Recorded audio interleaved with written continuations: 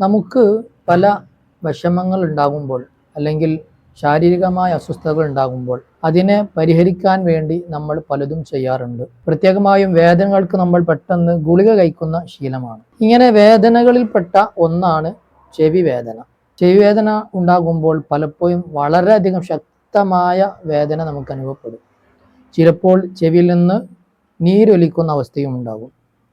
ഇവിടെയൊക്കെ നമ്മൾ ചെയ്യാറുള്ളത് ഏതെങ്കിലും ഗുളിക കഴിച്ചിട്ട് താൽക്കാലികമായി അതിനെ സുഖപ്പെടുത്തും.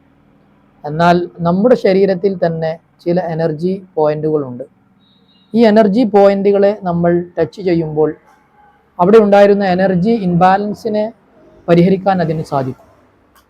ഒരു ഗുളിക കൊണ്ട് മാത്രമേ രോഗം മാറൂ എന്ന വിശ്വാസം നമ്മൾ മാറ്റിയെടുത്ത് പടച്ചറബ് നമ്മുടെ ശരീരത്തിൽ തന്നെ ഫിറ്റ് ചെയ്തിരിക്കുന്ന ഒരു എനർജി പോയിന്റുകൾ ഒരുപാടുണ്ട്.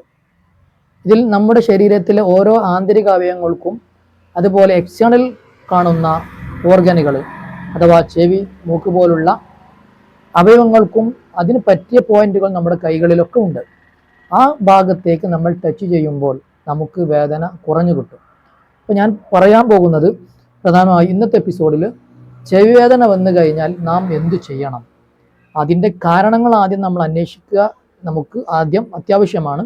എന്നാൽ പെട്ടെന്ന് ഒരു അസുഖം വന്നു കഴിഞ്ഞാൽ അതിനെ വളരെ നല്ല രീതിയിൽ നമുക്ക് പരിഹരിക്കാൻ ചില റെമഡികൾ കൊണ്ട് സാധിക്കുകയും ചെയ്യും.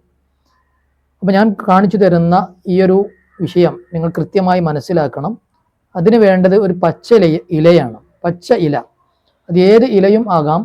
ആ ഇല എടുത്തിട്ട് ഞാൻ കാണിക്കുന്ന രീതിയിൽ നിങ്ങൾ ചെയ്യുക. നമുക്ക് വേണ്ടത് ഒരു പച്ച ഇലയാണ്. അത് മാവിൻ്റെതായാലും ഏത് രീതിയിലുള്ള ഇലയായാലും കുഴപ്പമില്ല. ഇത് രണ്ട് വശങ്ങൾ ഇതിനുണ്ട്, അഥവാ ഡാർക്ക് കളറുണ്ട്, സാധാരണ ലൈറ്റ് കളറുണ്ട്. അപ്പം നമുക്ക് ഉള്ളത് ഏത് ഭാഗത്താണ് വേദന ഉള്ളത് എന്ന് നമ്മൾ ആദ്യം മനസ്സിലാക്കുക. അപ്പം ഇത് ചെയ്യേണ്ട രീതി ആദ്യം നമ്മൾ എന്ത് ചെയ്യുന്നത്, കട്ട് ചെയ്യണം. ഏത് രീതിയിലാണ് നോക്കൂ.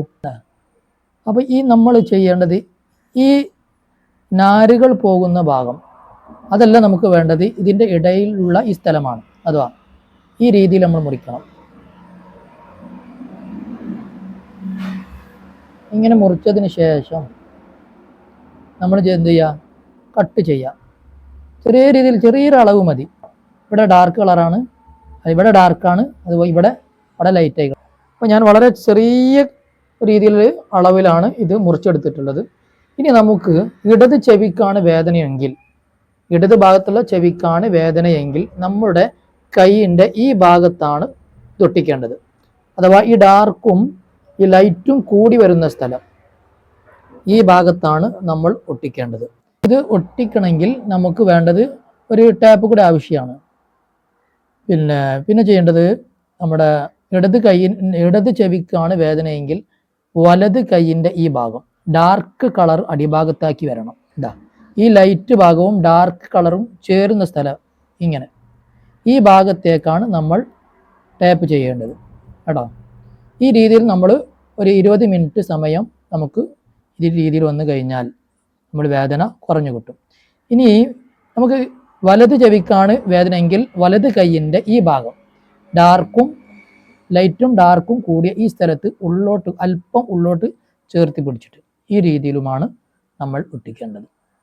അപ്പം എല്ലാവർക്കും മനസ്സിലായിട്ടുണ്ടാകും. ഏത് ഇലയായാലും നമ്മൾ നാരുകളിൽ ഇല്ലാത്ത ഭാഗം മാത്രം കട്ട് ചെയ്തിട്ട് ചെറിയൊരു അളവിലാണ് നമ്മൾ എടുക്കേണ്ടത്. ആ ഭാഗം നമ്മൾ ഈ രീതിയിൽ ഒട്ടിക്കാം.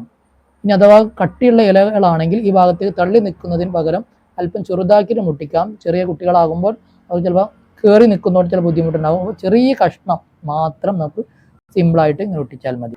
അപ്പോൾ ഞാൻ ഇപ്പോൾ കാണിച്ചു തന്ന ഈ ഒരു കാര്യം നിങ്ങൾ ഒന്ന് ചെയ്തു നോക്കൂ. നിങ്ങൾക്കതിൻ്റെ ഫലം കാണാൻ കഴിയും.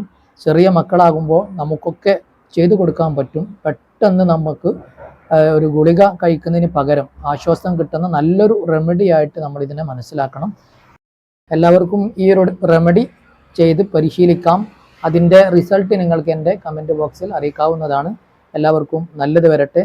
അടുത്ത എപ്പിസോഡായി വീണ്ടും വരാം. Good bye.